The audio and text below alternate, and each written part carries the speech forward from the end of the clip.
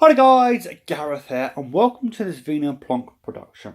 So I've been trying to record a video for 2 weeks now. I have not uploaded for 2 weeks now, but I've been trying to record a video for 2 weeks now and failing to do so. I don't know what it is, I just can't get into a role or a rhythm or anything like that, so it's been quite difficult to be honest. I do believe the last video I uploaded was my Payday plans vlog video, whatever you want to call it, and here we are now. So I thought I'd record a video for you guys. If you're wondering where we are, we're in the front room. The reason why I'm in the front room is because I was trying to use some natural light for this video, but you know, since starting the video about half an hour ago, the light has faded a little bit, but hopefully it's good enough to carry on with this video and to complete this video. So it's currently just gone 7:15 p.m. on Friday the 13th, July. Friday the 13th, which I do believe is actually the day that Friday the 13th, the original, came out on. Anyway, so yes, it is Friday the 13th, and it's been, as I said, 2 weeks since I last uploaded a video. So, yeah, I've been trying to upload a video, and it hasn't gone well. So, here we are. I'm just going to get on with this video. I'm not really going to, give you too much of a preamble. I'm just going to go into it. If you could look at my phone and see how many failed videos are currently on there right now. To put it into context, actually, and this is a good way to put it into context, I had 23 gig free on my phone about 2 weeks ago. I've currently got 9 gig free on my phone, which means I probably have about 11 to 12 gigs worth of video on there of me trying to record a bloody YouTube video. Yeah, you get it. And there's, there's currently a video stuck on my camera, my SD camera upstairs. All that kind of stuff. So, yeah, I have been trying, guys. Anyway, so I thought I'd come here and give you some updates. So first of all, the first thing I want to reveal, as it were, is, I'm about to burp. Maybe not, it's a little burp. Is the box sets I actually ended up buying that I sort of didn't reveal to you guys. The reason why I kept it private, I've said this 1,000 times already, but I'll say it again, is I've actually had an item sniped from me many, many years ago from eBay, or at least that's what somebody claimed. I had secured an item. And have I spoken about securing an item? Basically, I use the best offer feature on eBay sometimes to secure an item, or if I'm bidding on an item, I say to the seller, do you mind waiting a little bit longer for me to pay for the item? That sort of stuff, which I'm sure many people do on eBay anyway. And more often than not, the seller goes, yep, no worries, that's cool. So I did that once, years and years ago, and I actually went on camera 2 days before Payday and said, oh, I've just won this item on eBay. It's, secured by the seller's willing to hold on to it for me, and I'll pay for it in 2 days' time. I went to go pay for it in 2 days' time, to which it wasn't available to be paid for. And I'm thinking, okay. So I then go into my messages, I think it was on eBay, to find out there was a message from the seller saying that, long story short, someone had contacted them and offered to pay more for the item, so they allowed that person to have the item. I then got a message on my YouTube account, a DM, if you will, direct message. Basically, the person saying, ha ha ha, I sniped that item for you, next time. They sort of said, next time be more careful. And I don't know whether they were trying to teach me a lesson or what have you, but they were being quite the dick about it. So, long story short, I try not to reveal anything I buy on eBay ahead of time, just in case, because the amount of times, one time I've had a item taken away from me, literally, and another time I've had an item sniped from me when you have a bidding war at the end and it gets sniped from you, and then that person also messaged me on YouTube once I revealed that I'd been in that bidding war. The person revealed to me that it was them and all that kind of stuff. But anyway, that's all in the past, and that's why I'm so careful when I talk about things I've bought on eBay. Anyway, what did I buy? I bought the Stanley Kubrick Masterpiece Collection. So this is something, this is a rebuy, a repurchase, if you will. And this is a wonderfully put together collection that contains 8 of Stanley Kubrick's films. They are as follows: Lolita, Doctor Strangelove, 2001: A Space Odyssey, A Clockwork Orange, Barry Lyndon, The Shining, Full Metal Jacket, and Eyes Wide Shut. So my mum originally bought this for me 2 years ago for my birthday, and I am going to reveal how much she paid for it and how much I paid for it. So the reason why it's a repurchase, I should say at this point, is because I sold quite a lot of my collection earlier this year in order to facilitate buying something. So there you go. She paid £25 from Zabi 2 years ago in 2016, in November 2016, because my birthday's in November.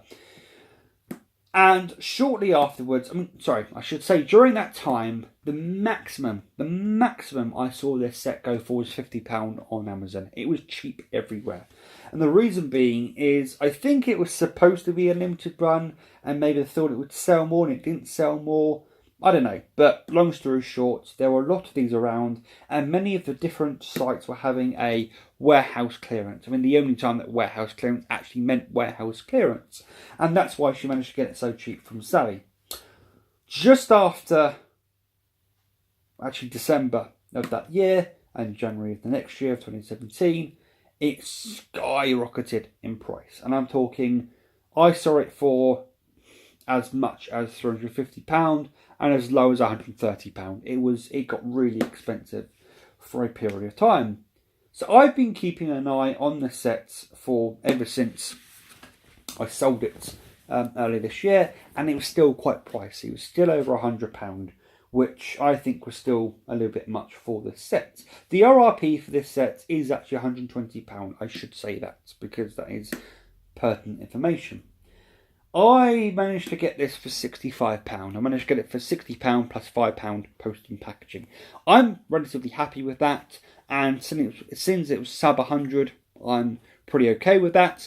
I sold it for £30 when I sold it, so effectively I paid £35 for it, if you will. So I'm happy with that. It is what it is. I've got it back in the collection, which I'm extremely happy about, because this is definitely one of those sets I was a little bit paranoid, is that the word, about selling and not having back in my collection. I did also say in my Payday Plans video that me and my mum watched a film from that set, and the film we watched was actually Eyes Wide Shut, which, if you know anything about Eyes Wide Shut, if you've seen Eyes Wide Shut yourself, you know that's a very strange film to watch with your mum, but hey ho, it was what it was, and all that kind of good stuff. What else has happened since Payday? I bought Mario Tennis Aces and a Pro Controller for the Switch. The Pro Controller was bloody awesome. I still, every time I use the Pro Controller, I think, how the hell have I managed, to go almost a year without a Pro Controller with the Switch, because I've almost had my Switch for a year now. That next month, I'll have had my Switch for a year. So that's pretty cool, actually. What else? What I was going to say? Brain fart. No, brain fart. Brain fart. Oh, yes, sorry. I've also bought a PS Vita. So I got a PS Vita late last year. I bought a PS Vita late last year, which then became So Luke lent me the money for the PlayStation Vita, and then promptly said, when I went to go and pay him back the money, he said, "Don't worry about it, it's a birthday present." I then sold the PlayStation Vita, again, as part of the aforementioned me, saying a load of things to buy something earlier this year. One of the reasons why I sold the PS Vita, to be completely honest, is I bought it to hack it.